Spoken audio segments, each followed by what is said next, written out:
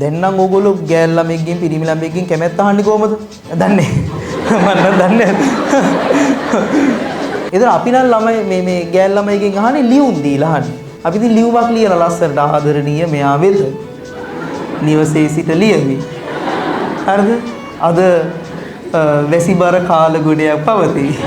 ඔහොම ලියාගෙන එහෙම ලියලා මොකක් හරි නවල් එකක් හරි මොකක් හරි පොතක් ඇතුලේ නිකන් ඉස්කෝලේ අච්චු පොත හරි කවන්නේ දෙනවා.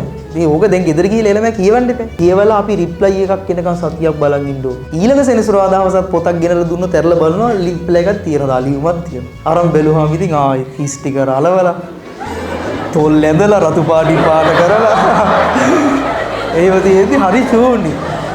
ඕක බලාගෙන ඇඳේ ඒට පිරලෙනවා මේක. ඕක තමයි ඒ දවස්වල සංනිවේදනය වගේ. අපිට ඉවසීමත් වැඩි ඒ නිසානේ. ඇයි අනේ රිප්ලයි එක කෙනෙක් සතියක් විතර බලන් ඉන්න බෑ. දැන් ඒ උන්ට ඉවසීම නැහැනේ. WhatsApp message එක දැම්මා. ඩබල් ඉර වැටුණාද? වැටුණා. නිල් පාට වුණා. ටයිමින් කියලා වැටෙනවා දැන් හරි. එහෙමනේ. අපි මොන ටයිපින්ද මෙහෙම ඉන්න සතියක් විතර බලන්න. සංනිවේදනයේ එතනටම දියුණු වෙලා තියෙන්නේ. හරිද? දැනුමින් සන්නද්ධ වන්න. ජීවිතය ජය ගන්න.